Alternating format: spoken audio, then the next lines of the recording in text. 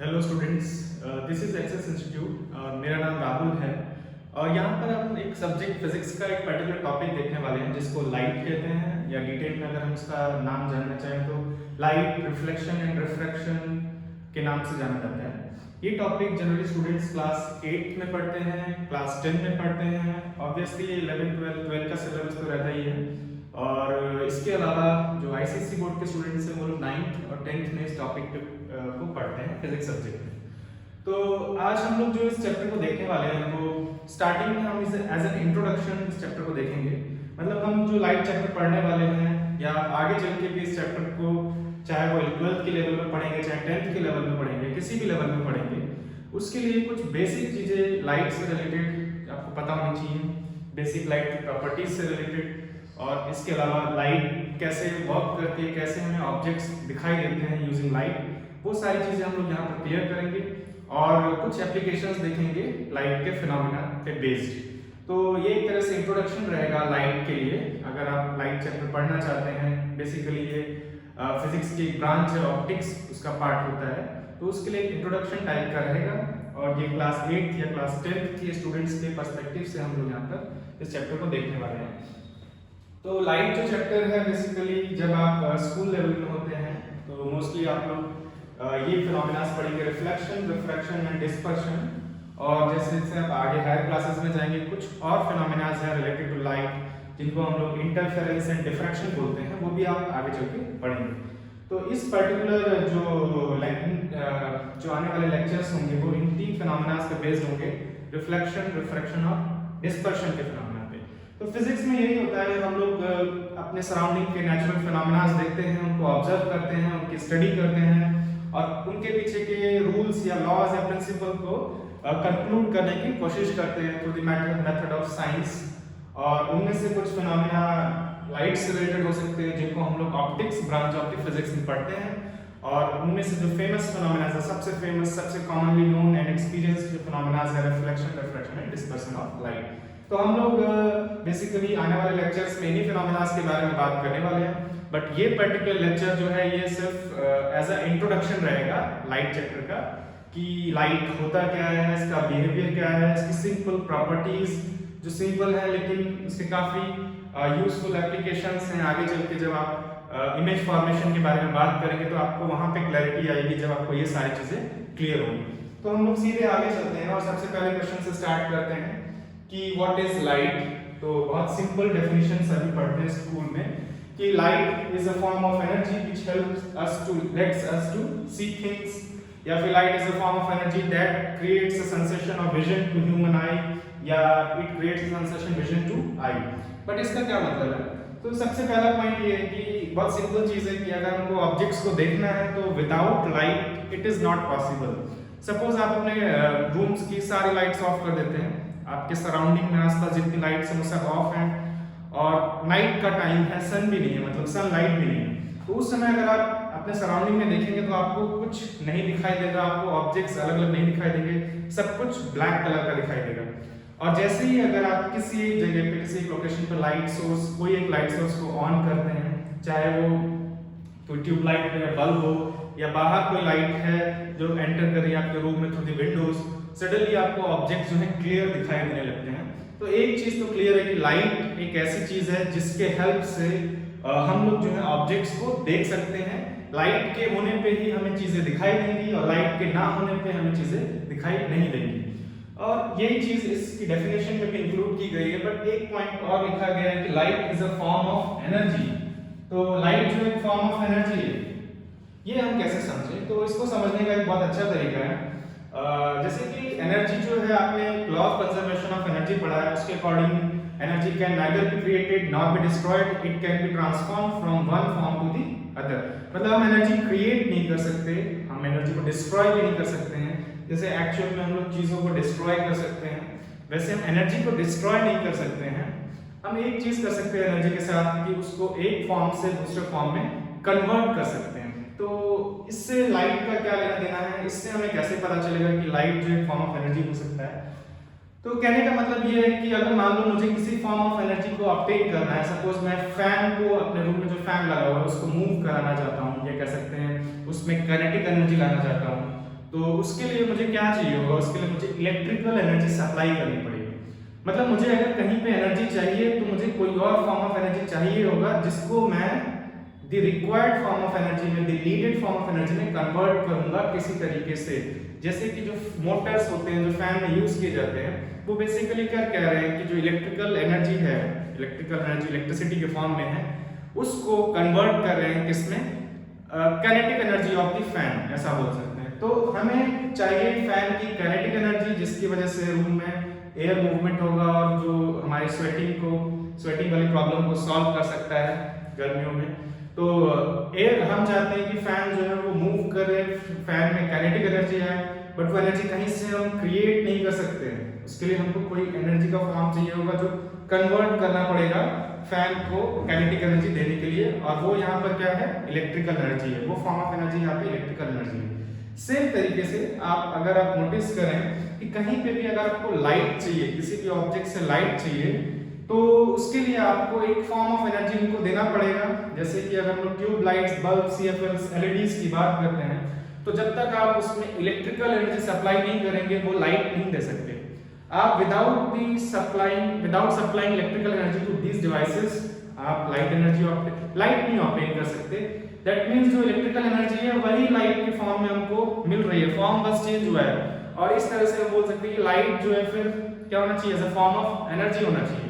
ठीक है, जैसे ग्लो वॉर्म्स होते हैं, ग्लो वॉर्म्स भी लाइट देते हैं, तो वो कैसे देते हैं एक्चुअल में उनकी बॉडी में। इस फिनोमेना को हम लोग बायोलुमिनेसेंस बोलते हैं। एक्चुअल में उनकी बॉडी में जो स्टोर्ड केमिकल एनर्जी है, जो फूड के फॉर्म में उन्होंने लिया होगा ग्लो वॉर्म्स ने, वही बाय केमिकल रिएक्शन जो केमिकल एनर्जी है वो कन्वर्ट हो रही है किसमें, लाइट एनर्जी में। ऐसे आपका टॉर्च है, तो टॉर्च में जब तक आप सेल्स नहीं लाएंगे, जिनको हम बैटरीज या सेल्स बोल सकते हैं, जब तक आप वो नहीं लगाएंगे तब तक टॉर्च का बल्ब भी ग्लो नहीं करेगा। तो फिर से यहाँ पे केमिकल एनर्जी इलेक्ट्रिकल एनर्जी में कन्वर्ट होती है उस सर्किट में, और वो इलेक्ट्रिकल एनर्जी फाइनली हमें किस फॉर्म में मिलती है, लाइट के फॉर्म में। इसीलिए हम लोग लाइट को फॉर्म ऑफ एनर्जी कह रहे हैं। तो यहाँ से हम लोग एक सिंपल कंक्लूजन ड्रॉ कर सकते हैं कि लाइट एक ऐसी चीज है जिसके हेल्प से हम लोग ऑब्जेक्ट्स को देख सकते हैं, और इसको सिंपली बोला जाता है कि लाइट जो है वो सेंसेशन ऑफ विजन क्रिएट करता है, प्रोड्यूस करता है टू दी आई, और लाइट एक फॉर्म ऑफ एनर्जी है। यही दोनों पॉइंट्स जो है इसकी डेफिनेशन में इंक्लूड किए गए हैं। तो जब तक हम लोग 8, 9 या 10 फाउंडेशन कोर्सेज के लेवल पे हैं, जैसा कि ये लेक्चर भी उस पर्पस से ही है, उस लेवल पे है, तो आपके लिए ये डेफिनेशन सफिशिएंट है कि लाइट जो है एक फॉर्म ऑफ एनर्जी है जो कि सेंसेशन ऑफ विजन प्रोड्यूस कर सकता है, जैसा कि हमने एक्सपीरियंस किया है। ठीक है, एक चीज और है कि सन भी जो है बेसिकली लाइट प्रोड्यूस कर रहा है। तो नेक्स्ट क्वेश्चन ये आता है कि फिर अगर सन लाइट प्रोड्यूस कर रहा है तो इसका मतलब वहां पर भी कोई फॉर्म ऑफ एनर्जी जो है वो कन्वर्ट हो रहा होगा लाइट एनर्जी में।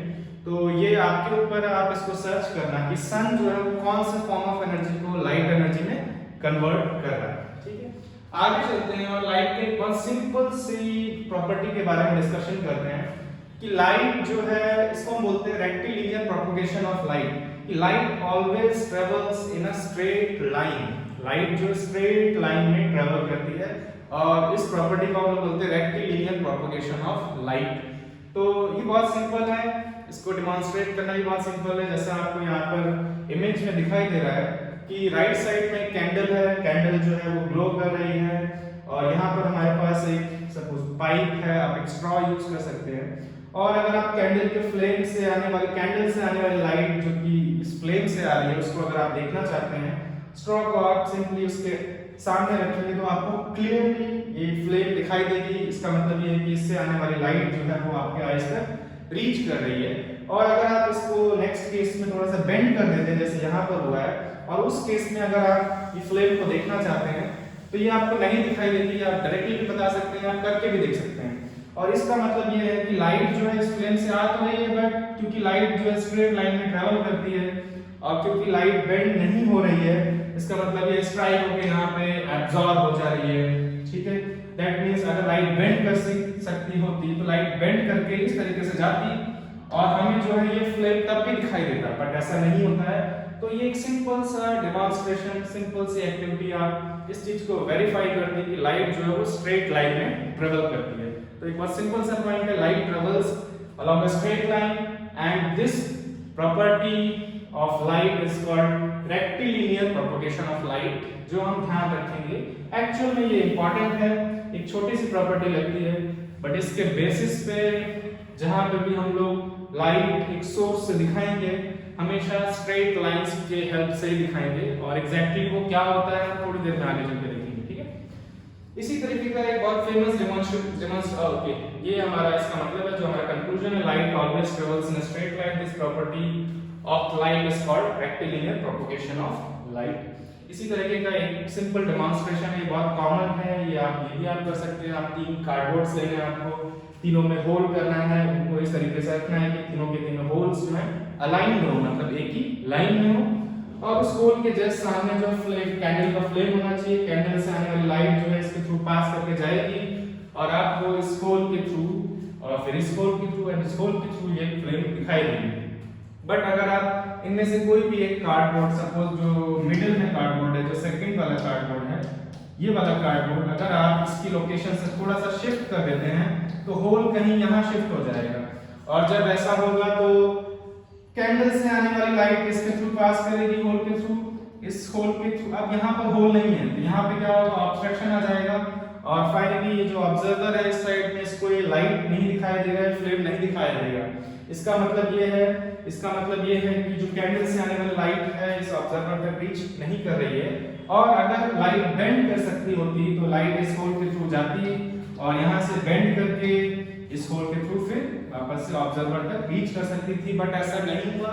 तो ये भी एक सिंपल डेमोंस्ट्रेशन इस पॉइंट को प्रूव करता है कि लाइट जो है वो स्ट्रेट लाइन में ट्रेवल करती है। तो हम जल्दी से आगे चलते हैं इस पॉइंट के साथ। और जब एक बार हमने डिसाइड कर लिया है, हमने समझ लिया है कि लाइट होता क्या है और लाइट के प्रोपगेशन का बिहेवियर कैसा है, लाइट जो है स्ट्रेट लाइन में ट्रैवल करती है, तो हम लोग जो है लाइट को रिप्रेजेंट करने के लिए कुछ तरीका ढूंढने वाले हैं कि कैसे लाइट को हम रिप्रेजेंट करें। रिप्रेजेंट करने का मतलब लाइट को हम जो है पेपर पे कैसे ड्रॉ करें, क्योंकि हमको बहुत बार सोर्स से निकलने वाली लाइट को रिप्रेजेंट करना होगा, तो उसके लिए क्या तरीका यूज करें। तो वो तरीका बहुत सिंपल है। लाइट को रिप्रेजेंट करने के लिए हम लोग रे यूज करते हैं, इसको रे ऑफ लाइट बोल सकते हैं। रे ऑफ लाइट क्या होगा, बेसिकली आपने मैथ्स में पढ़ा है कि रे सिंपली एक स्ट्रेट लाइन होगा जिसका एक एंड पॉइंट होता है और दूसरे एंड पे वो कितना भी दूर जा सकता है, या सिंपली हम लोग इसको एरो भी बोल सकते हैं जो कि सोर्स से स्टार्ट होगा। तो लाइट को रिप्रेजेंट करने के लिए हम लोग रे यूज करते हैं और उसको हम लोग रे ऑफ लाइट बोलते हैं। ऐसा क्यों करते हैं आप ये समझ सकते हो, क्योंकि लाइट एक स्ट्रेट लाइन में ट्रेवल करती है और एरोज भी हम लोग स्ट्रेट बनाते हैं। तो एक तरीके से एरोज जो है वो पाथ ऑफ लाइट रे बताएगा। अभी हम इसको एक एग्जांपल से समझते हैं। सपोज हमारे पास एक बल्ब है, इलेक्ट्रिक बल्ब, ये रहा इलेक्ट्रिक बल्ब, और ये ग्लो कर रहा है। तो इससे निकलने वाली लाइट को जब हम लोग रिप्रेजेंट करेंगे तो हम लोग क्या करेंगे, इस तरीके से स्ट्रेट लाइंस बना के उसमें एरोज दिखाएंगे। ये क्या बता रहा है, ये बता रहा है कि इस पर्टिकुलर सोर्स से निकलने वाली लाइट जो है वो इन सभी डायरेक्शंस में जा रही है। ये लाइट के प्रोपगेशन का पाथ है, इस पाथ के थ्रू लाइट जो है प्रोपगेट कर रही है, और एरो बता रहा है किस डायरेक्शन में जा रही है।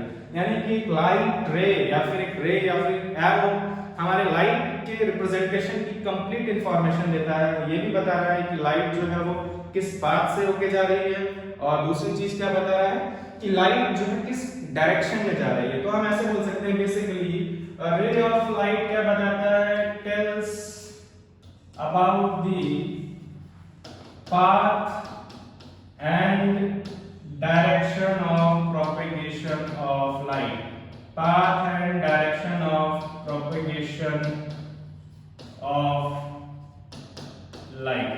ये दो चीजें बताता है क्या, एक एरो हमें ये दो चीजें बता सकता है लाइट के बारे में, जो कि लाइट को कंप्लीटली रिप्रेजेंट करेगा। क्योंकि हमें बहुत जगह ये जानना है कि लाइट किस पाथ से होके गई है और किस डायरेक्शन से गई है, तो आप एरो से काम बहुत इजीली कर सकते हो। तो सबसे अच्छा तरीका ये है, और ये काफी ऑब्वियस इंट्यूटिव तरीका है कि सबसे अच्छा होगा कि हम लोग लाइन से ड्रॉ करें लाइट। इसलिए जब आप पहले सन बनाते थे, आपको याद होगा ड्राइंग्स में आप जब सन को रिप्रेजेंट करते थे तो उससे लाइट कुछ इस तरीके से दिखाते हैं।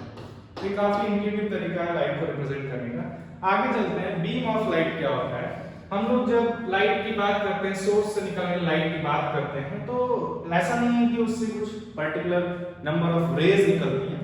उसमें से इस रिप्रेजेंटेशन के अकॉर्डिंग हम ये बोल सकते हैं कि बहुत सारी लाइट रेज निकलती हैं। तो बंडल ऑफ लाइट रेज, बहुत सारी लाइट रेज के बंडल को हम लोग बीम ऑफ लाइट कहते हैं। तो बीम ऑफ लाइट सिंपल है, bundle of light rays, bundle of light rays is called beam of light। इसी को हम क्या बोल देते हैं, beam of light। bundle of light rays को हम बोल देते हैं beam of light। सिंपल है। तो जनरली ऑब्जेक्ट से जब लाइट निकलती है तो उसको हम लोग लाइट बीम बोल सकते हैं। जैसे जब आप टॉर्च ऑन करते हैं तो उसमें से जो लाइट निकलती है हम बोलते हैं टॉर्च की बीम या लाइट बीम निकल रही है। तो अब लाइट बीम जो है, जब हम आगे चल के देखेंगे कि लाइट बीम्स डिफरेंट तरीके की हो सकती हैं। उनमें से 3 स्पेसिफिक तरीके की लाइट बीम्स को हमने कुछ नाम दिया है क्योंकि उनको हम बहुत जगह यूज करेंगे। तो वो कौन सी लाइट बीम्स हैं? सपोज अगर हमारे पास ऐसी लाइट बीम होती है जिसमें सारी रेज जो हैं, जो बंडल ऑफ रेज हैं, वो एक दूसरे के पैरेलल हैं, इस तरीके से एक दूसरे के पैरेलल हैं, तो इसका नेम जो है आपको समझ में आता ही होगा। इसको हम लोग बोल सकते हैं parallel beam of light. Parallel beam of light. Parallel beam of light का मतलब क्या है कि लाइट रे जो है वो एक दूसरे के क्या है, पैरेलल है। तो ये हमारा हो गया फर्स्ट। सेकंड टाइप जो हम बहुत जगह यूज करेंगे, बंडल ऑफ लाइट रेज जो रिप्रेजेंट करेंगे, मैं आपको एग्जांपल दूंगा कि ऐसी लाइट रेज आपको कहां देखने को मिलेंगी। सपोज अगर लाइट रेज जो है, सारी की सारी लाइट रेज एक ही पॉइंट पे जाके मीट करने वाली है, ऐसा होने वाला है कि सभी की सभी लाइट रेज हमको लग रहा है कि जाके वो एक ही पॉइंट पे मीट करेंगी, या हम बोल सकते हैं सभी एक ही पॉइंट पे जाके कन्वर्ज करेंगे। तो ऐसी लाइट रेज जो कि एक ही पॉइंट पे जाके कन्वर्ज करने वाली हैं, ऐसी लाइट रेज को हम लोग बोल देते हैं converging beam of light. Converging beam of light, ऐसी लाइट रेज को हम लोग बोल देते हैं कन्वर्जिंग बीम ऑफ लाइट। मतलब लाइट रेज जो है सारी की सारी एक ही पॉइंट पे मीट करने जा रही हैं। और ये भी हम देखेंगे आपको कहां देखने को मिलेगा थोड़ी देर में। और एक थर्ड टाइप, मेरे ख्याल से अब आपके दिमाग में ये आइडिया आ रहा होगा कि थर्ड टाइप ऐसा होगा जिसमें लाइट रेज जो है वो एक दूसरे से दूर जा रही होंगी। जैसा कि यहाँ पर है, लाइट रेज जो है वो एक दूसरे से दूर जा रही हैं, किसी एक पॉइंट से निकली हैं और दूर जा रही हैं एक दूसरे से। तो ऐसी लाइट रे को हम लोग क्या बोलेंगे, ये भी बताना बहुत इजी लग रहा होगा। जनरली जब लाइट रेज दूर जाती हैं, इस केस में हम लोग बोलेंगे कि रेज डाइवर्ज हो रही हैं। तो ऐसी बीम को हम लोग बोलेंगे डाइवर्जिंग बीम ऑफ लाइट। ऐसी बीम को हम लोग बोलेंगे diverging beam of light. Diverging beam of light. तो ये पूरा हो गया जो डिस्कशन हमारा रिप्रेजेंटेशन ऑफ लाइट रे, लाइट के बारे में। लाइट को हम लोग एक रे से रिप्रेजेंट करते हैं, बट एक्चुअल में ऑब्जेक्ट से जब लाइट निकलती है तो उसको हम लोग ग्रुप ऑफ रेज या बंडल ऑफ रेज से रिप्रेजेंट कर सकते हैं। उन्हीं बंडल ऑफ रेज को हम लोग बीम ऑफ लाइट बोलते हैं। और अगर हम इसके अकॉर्डिंग चलें तो सबसे कॉमनली जो हम यूज करते हैं बंडल ऑफ रेज, वो 3 तरह की होती हैं जिनमें लाइट रेज पैरेलल हो, उसको हम लोग पैरेलल बीम ऑफ लाइट बोल देते हैं। जिसमें जो बंडल ऑफ रेज है वे कन्वर्ज हो रही है, जाके एक पॉइंट मीट कर रही है, ऐसे केस को हम लोग बोलते हैं कन्वर्जिंग बीम ऑफ लाइट। और जिस केस में लाइट रेज डाइवर्ज हो रही है, इसको हम लोग बोल देते हैं diverging beam of light. Next क्या है, ये इनके एग्जांपल्स क्या होंगे। तो पैरेलल बीम का एग्जांपल ये होगा, जैसे आपने शायद स्पॉटलाइट्स देखे होंगे। स्पॉटलाइट से जो लाइट निकलती है वो एकदम एक पैरेलल बीम जैसे दिखने लगती है, एक पॉइंट पे सर्कल बनता है जाके और वो पैरेलल होती है। या फिर इसका एग्जांपल होगा, आपने टॉय लेजर देखा है, एक्चुअल में जो लेजर लाइट्स होती है वो भी हमें एक पैरेलल बीम ऑफ लाइट मिलती है जिसमें सारी लाइट रेज एकदम पैरेलल होती हैं। टॉय लेजर जो बच्चे यूज करते हैं, उनसे निकलने वाली जो लेजर लाइट वो भी देखना आपने स्ट्रेट पैरेलल लाइंस होती हैं, अगर आप इसको ध्यान से देखें। इसी तरीके से कन्वर्जिंग बीम का एग्जांपल होगा, आपने कभी मैग्नीफाइंग ग्लास यूज करके या एक लेंस यूज करके आपने सन से आने वाली लाइट रेज को एक ही पॉइंट पे मीट करा है। जैसे कि पेपर बर्न करने की आपने शायद कोशिश की हो, तो ड्राई लिप्स बर्न करने की कोशिश की हो, ऐसा सभी करते हैं जनरली। तो उसमें क्या होता है, सपोज ये हमारा पेपर है, ये है मैग्नीफाइंग ग्लास, तो जो लाइट रेज सन से आ रही हैं उनको हम लोग बोल सकते हैं नियरली वो पैरेलल बीम ऑफ लाइट ही होती हैं। काफी दूर से आ रहे हैं, आगे चल के देखेंगे सन से आने वाली लाइट रेज को हम लोग पैरेलल बीम से रिप्रेजेंट कर सकते हैं। ये लाइट रेज जो है जब कॉन्वेक्स लेंस होता है बेसिकली जो मैग्नीफाइंग ग्लास होता है, इसके थ्रू जब पास करती है तो आफ्टर पासिंग ये सब के सब जो है जाके एक ही पॉइंट पे कन्वर्ज होती हैं, जहां पे आपको एक काफी ब्राइट स्पॉट दिखाई देता है और वहां पे बहुत हीट प्रोड्यूस होती है, टेंपरेचर राइज होता है, पेपर बर्न हो जाता है। तो ये जो हमें बीम मिलती है बाय कन्वेक्स लेंस या मैग्नीफाइंग ग्लास, ये कन्वर्जिंग बीम ऑफ लाइट है। इसका एक एग्जांपल ये हो गया। Next diverging beam of light का एग्जांपल क्या होगा? तो इसका बहुत इजी है। जनरली ऑब्जेक्ट से जब लाइट निकलती है तो वो हर डायरेक्शंस में जाती है। सपोज आपके घर में एक बल्ब है, आपने दीवार पे बल्ब लगाया, उस वजह से आपको रूम के सारे ऑब्जेक्ट्स दिखाई देते हैं। इसका मतलब लाइट जो है सभी ऑब्जेक्ट्स तक रीच कर रही है। तो ऐसी लाइट जो एक पॉइंट से निकल के हर डायरेक्शन में जाएगी, जैसा कि यहाँ दिख रहा है, जैसा कि हमने ड्रॉ भी किया है, ये बेसिकली क्या है? ये डाइवर्जिंग बीम ऑफ लाइट ही है। तो डाइवर्जिंग बीम ऑफ लाइट का एग्जांपल बहुत इजी है।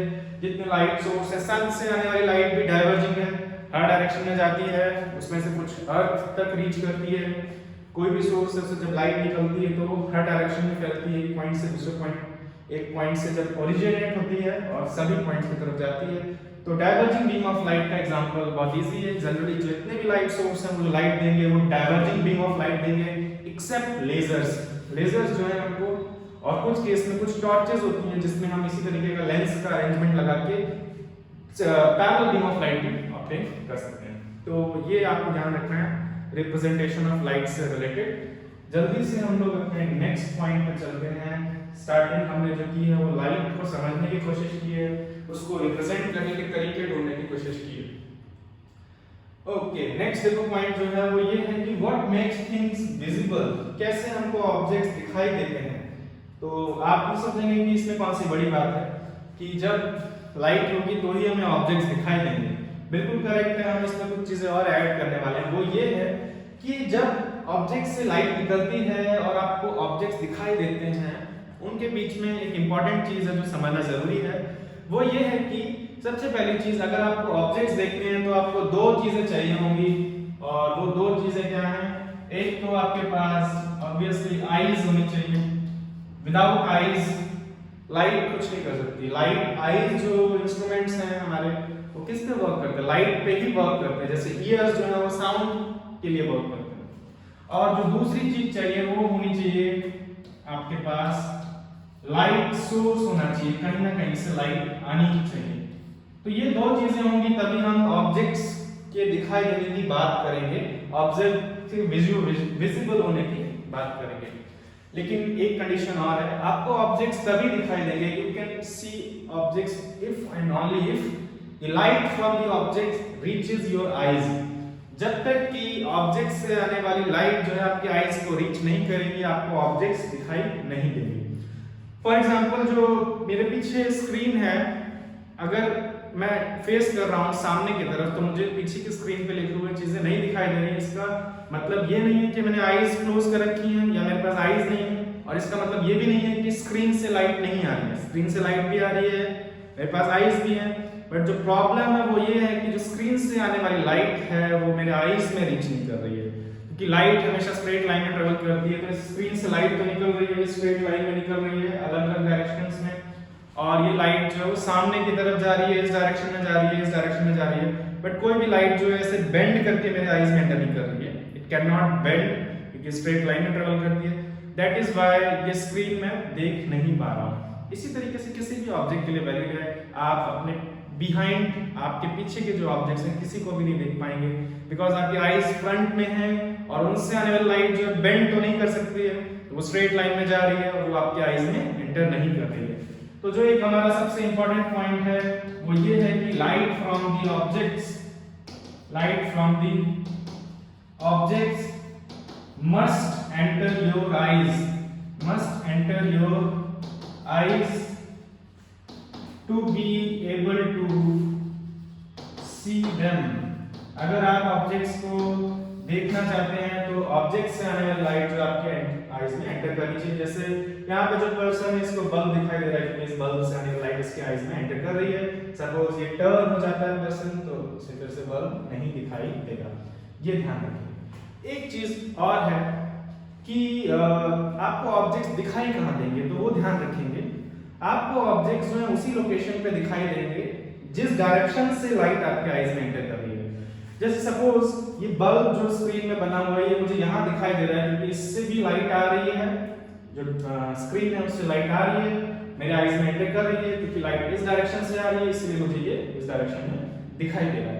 ये ध्यान रखना, हमारी आईज जो है ऑब्जेक्ट्स को वहीं परसीव करती हैं जिस डायरेक्शन से लाइट हमारे आईज में एंटर करता है। तो जितने भी आप ऑब्जेक्ट्स देख रहे हैं एक्चुअल में हो क्या रहा है कि जो लाइट सोर्स आपके रूम में है, हो सकता है या सराउंडिंग में जैसे सन है, उससे आने वाली लाइट जो है ऑब्जेक्ट्स पे स्ट्राइक करती है और उनसे स्ट्राइक करने के बाद फिर रिफ्लेक्ट होती है लाइट, और वो रिफ्लेक्टेड लाइट जो हमारे आईज में एंटर करती है।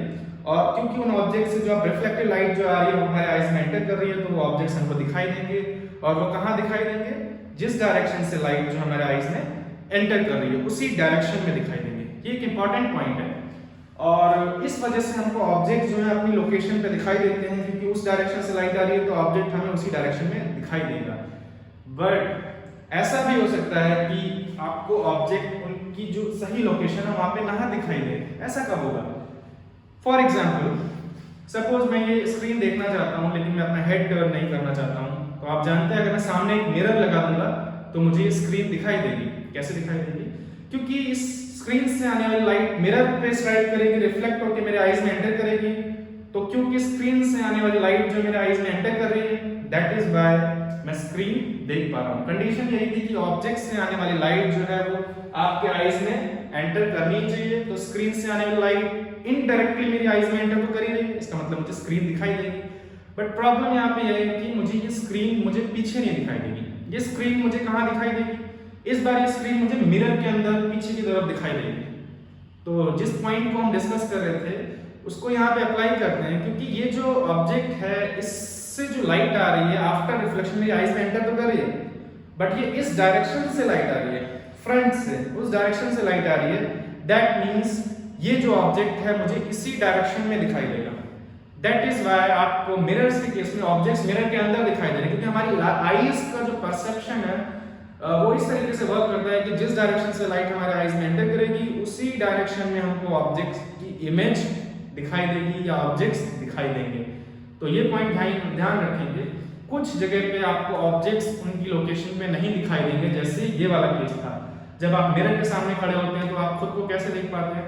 क्योंकि आपकी बॉडी से जो रिफ्लेक्टेड लाइट है वो कहाँ जाती है? मिरर पे स्ट्राइक करती है एंड देन फाइनली आपके आईज में एंटर करती है। बट वो लाइट आपकी बॉडी से आ रही है, मतलब आप ही दिखाई देंगे, आप ही ऑब्जेक्ट है यहाँ पे, बट वो लाइट तो इस डायरेक्शन से आपके आईज में एंटर की है। दैट मीन्स जो पर्सन है वो हमको इसी डायरेक्शन में दिखाई देगा पीछे की तरफ। तो इस तरीके से लॉक करता है लाइट का रिफ्लेक्शन की वजह से ऐसा हो रहा है। ऐसे एक फिनोमेना और होता है जिसको हम रिफ्रैक्शन बोलते हैं, उसकी वजह से भी ऑब्जेक्ट्स हमको सही लोकेशन पे नहीं दिखाई देते हैं। जैसे सपोज आपके पास एक कांच का ग्लास है, ट्रांसपेरेंट होना चाहिए, उसमें आपने पेंसिल रखा है और आप जब पेंसिल को ऑब्जर्व कर रहे हैं आपको ठीक ठाक दिख रही है। जैसे आपने उसमें वाटर फिल किया आपको पेंसिल बेंड दिखाई देंगे। बेसिकली जो पेंसिल का पोर्शन इनसाइड द वाटर है वो यहाँ ना होके आपको यहाँ दिखाई देता है, तो लगता है कि पेंसिल बेंड हो गई है। तो फिर से वही हो रहा है, ऑब्जेक्ट जहां पर है वहां नहीं दिखाई दे रहा है, किसी और लोकेशन पे दिखाई दे रहा है। तो उसका रीजन भी यही है जो हम आगे चल के डिटेल में समझेंगे कि वो जो पेंसिल है उससे रिफ्लेक्टेड जो लाइट आ रही है वो बेंड हो जाती है। जब लाइट बेंड होगी तो किसी और डायरेक्शन से आती हुई दिखाई देगी और इस वजह से पेंसिल भी हमें किसी और डायरेक्शन पे दिखाई देगी। तो फिर से इस तरह के इल्यूजन्स आपको तब देखने को मिलेंगे जब लाइट रिफ्लेक्ट या रिफ्रैक्ट होती है। उस केस में ऑब्जेक्ट्स उनकी लोकेशंस पे आपको देखने को नहीं मिलेंगे। तो इस तरह की चीजें आपको दिमाग में रखनी है। तो अगर आप ये 2 पॉइंट ध्यान में रखते हैं तो आपको ये चीजें क्लियर होगी कि कब क्या होगा। पहली चीज ये है कि light from the objects must reach our eyes, and the second point is जो हम यहाँ लिख लेते हैं, eyes perceive the object to be located, perceive the object to be located in the direction from which light enters our eyes. हमारे eyes में light जिस direction से एंटर करेगी उसी डायरेक्शन में हमको ऑब्जेक्ट्स दिखाई देंगे। ये पॉइंट आपको ध्यान रखना है। तो इस पे काफी डिस्कशन हो गया है और अब हम लोग जो है थोड़ा सा आगे बढ़ते हैं और कुछ और पॉइंट्स डिस्कस करते हैं। काफी इंपॉर्टेंट पॉइंट्स थे, ये आपको ध्यान रखने हैं, आगे आपको काफी काम देंगे। तो जिस पॉइंट के बारे में हम लोग यहाँ पे बात कर रहे थे एक्चुअली में वही यहाँ पे स्लाइड पे लिखा हुआ है, इसको आप देख सकते हैं और जल्दी से हम आगे चलते हैं। ओके, ये इमेज जो है हमें इसी बारे में बता रहा है कि ये जो कार्टून इमेज है पेंसिल है, ये पेंसिल इस पर्सन को इसलिए दिखाई दे रही है क्योंकि ये सन से आने वाली लाइट जो है इस पे स्ट्राइक कर रही है और रिफ्लेक्ट होने के बाद इससे जो लाइट आ रही है वो इसकी आईज में एंटर कर रही है, तो इसको इस पर्सन को पेंसिल इसी डायरेक्शन में दिखाई दे रही है।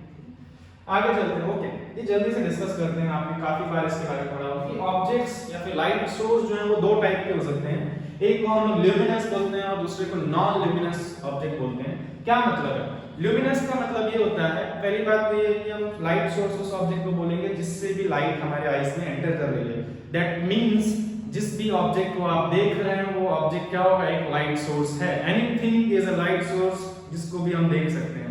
तो हम सारे ऑब्जेक्ट को देख सकते हैं, सभी लाइट सोर्स हैं। बस डिफरेंस क्या है, कुछ ऑब्जेक्ट ऐसे हैं जो खुद लाइट प्रोड्यूस कर रहे हैं, जैसे कि tube lights, bulbs, LEDs, glow bombs, sun, ये खुद की लाइट प्रोड्यूस करते हैं। ऐसे लाइट सोर्सेस को हम लोग ल्यूमिनस सोर्स ऑफ लाइट बोलते हैं। तो luminous source of light are the source of light which can generate or produce their own light, खुद की लाइट प्रोड्यूस कर सकते हैं। बाकी आपके रूम में रखे हुए desk, bottle, chair, bed, objects जितने भी वो सब आपको दिखाई दे रहे हैं, वॉल्स, वो सब लाइट सोर्स हैं। बट डिफरेंस क्या है कि वो लाइट प्रोड्यूस नहीं कर रहे हैं, वो लाइट रिफ्लेक्ट कर रहे हैं। आपके घर में ट्यूब लाइट है, अगर दिन का टाइम है तो सन से आने वाली लाइट इन सरफेसेस पे, चेयर, टेबल, ऑब्जेक्ट्स पे फॉल करती है एंड देन आफ्टर रिफ्लेक्शन आपके आईज में रीच करती है। तो क्योंकि ये लाइट को रिफ्लेक्ट कर रहे हैं तो इनको हम बोलेंगे non luminous source of light, मतलब ये खुद लाइट जनरेट नहीं कर रहे हैं, लाइट को रिफ्लेक्ट कर रहे हैं, ये ध्यान रखेंगे। तो ज्यादातर सोर्सेज ऑफ लाइट आपको नॉन ल्यूमिनस मिलेंगे, यहाँ तक कि आप अगर मुझे देख पा रहे हैं तो मैं भी एक तरह का non luminous source of light हूँ, क्योंकि यहाँ पे जो लाइटिंग है वो लाइट मेरा बॉडी पे रिफ्लेक्ट हो रही है, देन रीच कर रही है आप तक, ठीक है। तो अगर लाइट्स ऑफ कर दी जाएं, जितने भी ल्यूमिनस सोर्स ऑफ लाइट है अगर हम लोग उनको ऑफ कर देते हैं तो कोई भी ऑब्जेक्ट आपको दिखाई नहीं देगा, क्योंकि बाकी ऑब्जेक्ट्स खुद से लाइट प्रोड्यूस नहीं कर सकते, उन्हीं को हम लोग non luminous source of light बोल रहे हैं। तो यहाँ पे कुछ एग्जांपल्स हैं। सन जो है हमारा ल्यूमिनस सोर्स ऑफ लाइट है, फायर ल्यूमिनस है, खुद लाइट जनरेट कर रहा है। बट एक ऑब्जेक्ट जैसे पेंसिल, सीजर, फुटबॉल, बुक या एक फ्लावर, ये सब क्या है, ये सब के सब जो है non luminous source of light है। अगर लाइट कहीं और से नहीं आ रही है तो ये हमको दिखाई नहीं देंगे। But torch, fire or sun and a candle, they can produce their light using some fuel by converting some form of energy into another form of energy which is called light. They can produce light. So it is easy to understand what is the luminous source of light and what is the non-luminous source of light. हम सब इससे आगे बढ़ते हैं और एक point पे focus करते हैं, वो ये है कि जब लाइट किसी सरफेस पे फॉल करती है तो क्या क्या हो सकता है। जब भी लाइट सरफेस पे फॉल कर सकती है तो ये तीन चीजें हो सकती हैं। पहली चीज क्या है, लाइट जो है वो उस सरफेस पे स्ट्राइक करने के बाद रिफ्लेक्ट हो सकती है। दूसरी चीज जो है, लाइट सरफेस पे फॉल करने के बाद एब्जॉर्ब हो सकती है, जैसा कि ब्लैक सरफेसेस पे जनरली होता है, आपने पढ़ा होगा। या फिर अगर आप इसको समझना चाहते हैं तो समर्स के टाइम में अगर आप रूफ्स पे जाते हैं, छतों पे जाते हैं, अगर वो ओपन टू एयर है और दोपहर के टाइम में जाते हैं तो आप फील करेंगे कि वो सरफेस हीट अप हो जाता है। वो क्या रहा है, जो सन से लाइट आ रही है वो सरफेस से फॉल कर रही है और उसका कुछ अमाउंट वो एब्जॉर्ब कर ले रहा है, जो कि हीट के फॉर्म में कन्वर्ट हो जा रहा है। दैट इज व्हाई वहां पे हीट आपको देखने को मिल रही है।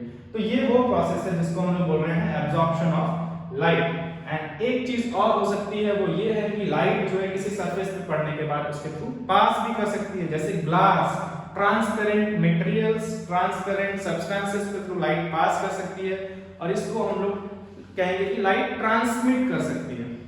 अब ऐसा नहीं है कि ये तीनों अलग अलग होते हैं, तीनों एक साथ भी हो सकते हैं। हो सकता है कि ग्लास पे लाइट पड़ने के बाद रिफ्लेक्ट हो रही है, एब्जॉर्ब भी हो रही है और ट्रांसमिट भी हो रही है सरफेस से।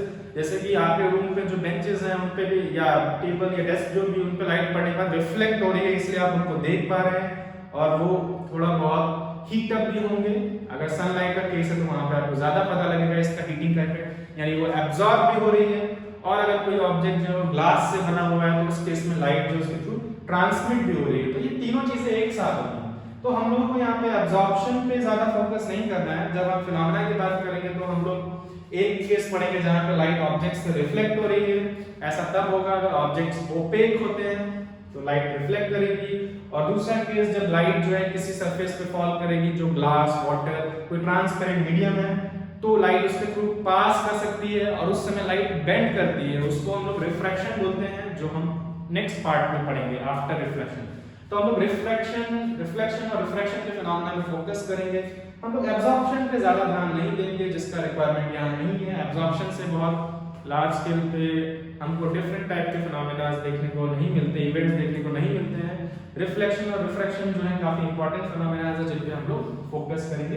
बट लाइट जब किसी सरफेस पे फॉल करेगी तो ये तीनों चीजें होंगी, ये आपको दिमाग में रहनी चाहिए। नेक्स्ट हम लोग आगे चलते हैं। अच्छा, ये पॉइंट हम एक्चुअल में डिस्कस कर चुके हैं कि आवर परसेप्शन ऑफ थिंग्स, हमको चीजें कहाँ दिखाई देती हैं। तो हमने डिस्कस ये किया है कि जब ऑब्जेक्ट्स से लाइट जिस डायरेक्शन से आ रही है हमको ऑब्जेक्ट्स उसी डायरेक्शन में दिखाई देंगे। और जो दूसरा पॉइंट जो हमने डिस्कस किया है कि हम ऑब्जेक्ट्स को तभी देख पाएंगे जब उनसे आने वाली लाइट जो हमारे आईज में एंटर करेगी। तो how and where do we see things, ये हम डिस्कस कर चुके हैं। हमारा जो परसेप्शन ऑफ थिंग है, परसेप्शन ऑफ ऑब्जेक्ट्स है यूजिंग लाइट, जब हम अपनी आईज को यूज करते हैं ऑब्जेक्ट्स को ऑब्जर्व करने के लिए, उसकी वजह से ऑब्जेक्ट्स हमको सही लोकेशंस पे दिखाई दे सकते हैं और कुछ केसेस में वो सही लोकेशंस पे नहीं दिखाई देंगे। करेक्ट? तो इसीलिए हम लोग आगे चलते हैं, ये पॉइंट हम डिस्कस कर चुके हैं और हम जल्दी से आते हैं कि व्हाई डू वी ओके, अभी तक हमने जो भी डिस्कशन किया वो इस बेसिस पे था कि लाइट होता क्या है, लाइट की कुछ इंपॉर्टेंट प्रॉपर्टीज क्या होती हैं और हम ऑब्जेक्ट्स को देखते कैसे हैं। ये चीज इतना समझने के बाद आपके दिमाग में क्लैरिटी आई होगी कि लाइट एक्चुअली में वर्क कैसे करती है।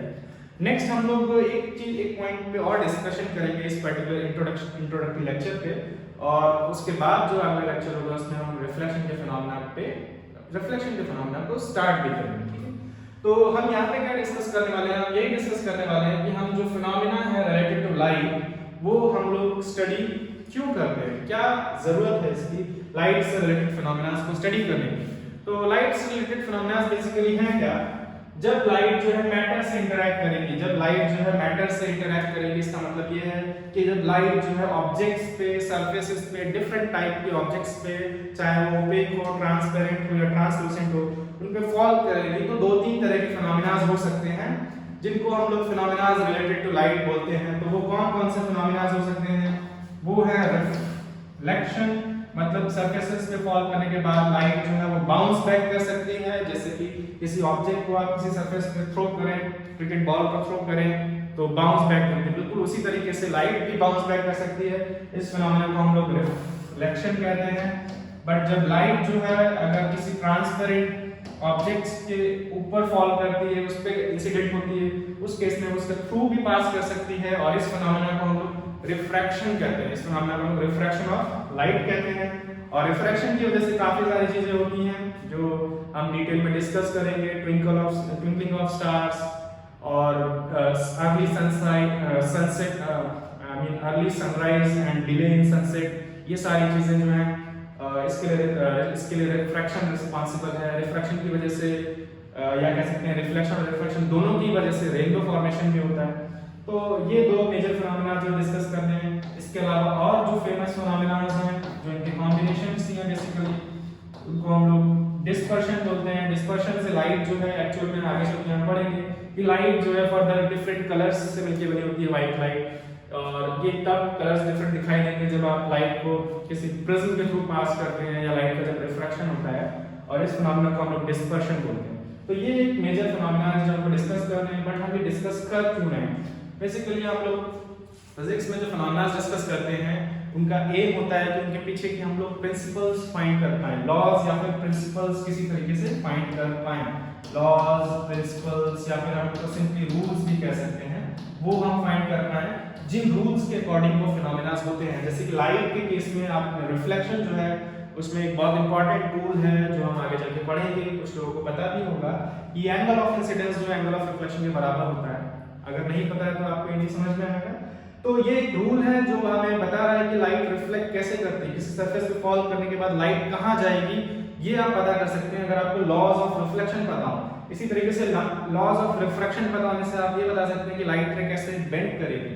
तो एक बार हमको ये पता लग गया कि फिनोमेना के पीछे के प्रिंसिपल, रूल्स या लॉज क्या हैं, तो हम इनको कंट्रोल कर सकते हैं। हम कंट्रोल कर सकते हैं लाइट के रिफ्लेक्शन को, हम जिस डायरेक्शन में रिफ्लेक्ट कराना चाहें वो कर सकते हैं। और फिर एक बार आप किसी फिनोमेना को अगर कंट्रोल कर सकते हैं तो आप उसको यूज भी कर सकते हैं। कुछ केसेस में हमको लाइट किसी पर्टिकुलर डायरेक्शन में रिफ्लेक्ट करानी है तो हम करा के जहां पे भी जो भी रिक्वायरमेंट है वो हम ऑब्टेन कर सकते हैं। जैसे कि आप मिरर्स के बारे में जानते हैं, हम लोग जो है लेंसेज के बारे में जानते हैं, ये सब रिफ्लेक्शन और रिफ्रैक्शन के फिनोमेना पे वर्क करते हैं।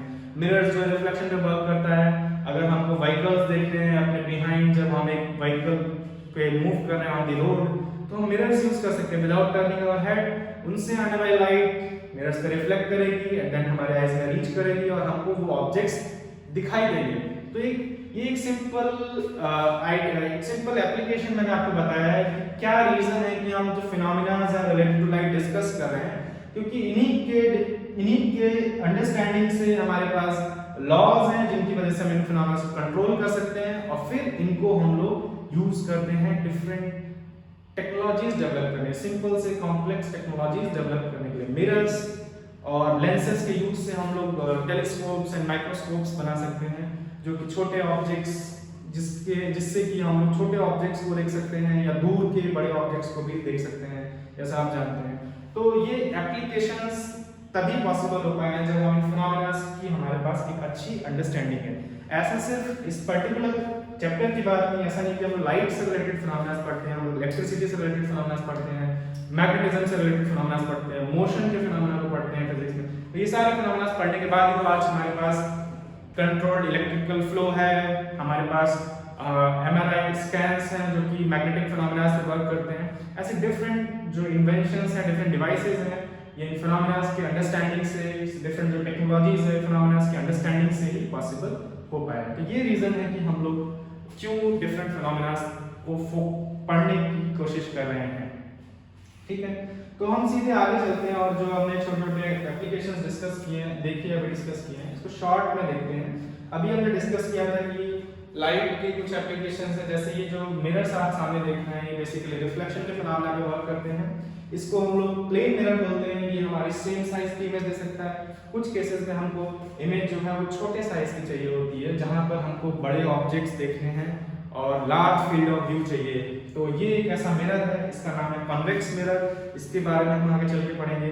ये जो है ऑब्जेक्ट्स की छोटी इमेज बना सकता है। इससे फायदा ये होगा कि हम रोड्स पे अपने बैक साइड के व्हीकल्स को बहुत इजीली ऑब्जर्व कर सकते हैं, व्हीकल्स को बहुत इजीली ऑब्जर्व कर सकते हैं, पूरा रोड हमको क्लियर दिखाई देगा और एक्सीडेंट्स के चांसेस क्या हो जाएंगे, एक्सीडेंट के चांसेस कम हो जाते हैं। ऐसे ये जो यहाँ पे लगा हुआ है, ये भी एक्चुअल में एक कॉन्वेक्स मिरर ही है। ये हम लोग पार्किंग्स में यूज करते हैं, जिससे कि जब आप टर्न ले रहे हैं, सपोज एक शार्प टर्न है, तो आप पहले से रोड पे देख सकें कि कोई व्हीकल आ रहा है कि नहीं आ रहा। बट ये तभी पॉसिबल होगा जब उतने लार्ज जो एरिया है उसको हम छोटी इमेज बना के किसी सरफेस पे देख पाएं। तो ऐसा कॉन्वेक्स मिरर कर सकते हैं, ये ऑब्जेक्ट्स की छोटी इमेज बना सकते हैं। जैसे आपको एक ट्रक जो दिखाई दे रहा है, कितना बड़ा ट्रक कितना छोटा दिखाई दे रहा है, और आपको पीछे का पूरा बैकग्राउंड क्लियर दिखाई दे रहा है कि कोई और व्हीकल तो है नहीं। तो ये एक एप्लीकेशन है रिफ्लेक्शन के फिनोमेना का। एक एप्लीकेशन और देखते हैं रिफ्लेक्शन पे बेस्ड, वो ये है कि हमारे पास कुछ ऐसे भी मिरर्स हैं जो ऑब्जेक्ट्स की मैग्नीफाइड इमेज बना सकते हैं, जहां पे हमको मैग्नीफाइड इमेज देखनी है। जैसे आपको यहाँ दिखाई दे रहा होगा जो हैंड है, जो काफी मैग्नीफाइड दिखाई दे रहा है इस इमेज में। तो ये मिरर्स को हम लोग कॉन्केव मिरर बोलते हैं। इसके बारे में भी हम लोग आगे चल के पढ़ने वाले हैं। इसी तरीके से डेंटिस्ट इस मिरर को यूज करते हैं टीथ को ऑब्जर्व करने के लिए, क्योंकि हमें डिटेल में देखना है कि टीथ में कहाँ पे कोई प्रॉब्लम है, ब्रेक है कि नहीं, इस तरह की चीजें। तो डेंटिस्ट इसको यूज करते हैं। और इसके अलावा शेविंग मिरर्स जो होते हैं वो भी, क्योंकि हम अपने फेस का ब्रॉड व्यू देखना चाहते हैं, यूजुअली मेन जब यूज करते हैं शेविंग मिरर्स, तो उसमें क्या है, शेविंग के लिए अगर प्रॉपर क्लीन शेविंग के लिए, प्रॉपर कटिंग के लिए, हेयर के लिए जरूरी है कि हमको क्लियर दिखाई दे व्यू और मैग्नीफाइड व्यू दिखाई देगा, तो इजी होगा शेविंग करना। तो वहाँ एक एप्लीकेशन रहता है मिरर का। तो तीन तरह के मिरर हमने देखे, एक हम लोग प्लेन मिरर बोलते हैं जो आप ड्रेसिंग के लिए यूज करते हैं, उसमें सेम साइज की इमेज बनती है। एक कॉन्वेक्स मिरर है, उसमें शॉर्टर इमेज बनती है, और कॉन्केव मिरर में थोड़ी सी लार्जर इमेज बनती है। तो ये किसके एप्लीकेशन है, ये रिफ्लेक्शन के एप्लीकेशन है, फिनोमेना ऑफ रिफ्लेक्शन के।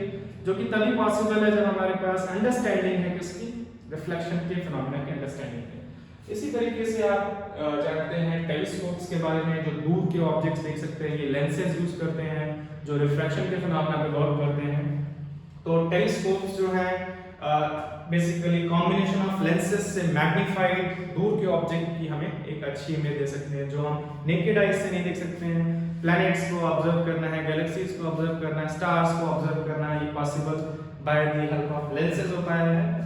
और वो तभी पॉसिबल हो पाया है जब हमारे पास रिफ्रैक्शन की अच्छी अंडरस्टैंडिंग है, जो कि आपको बाद में समझ में आएगा। आगे चल के हम पढ़ेंगे कि लेंसेज बेसिकली कैसे लार्ज इमेज दे सकते हैं। आपने मैग्नीफाइंग ग्लासेस देखी हैं, मैग्नीफाइंग ग्लासेस जो है वो आपने देखा है कि अगर आप बुक्स के वर्ड्स को देखते हैं तो मैग्नीफाई कर सकते हैं। कुछ उसी प्रिंसिपल पे बेस्ड हैं ये हमारे डिवाइसेस।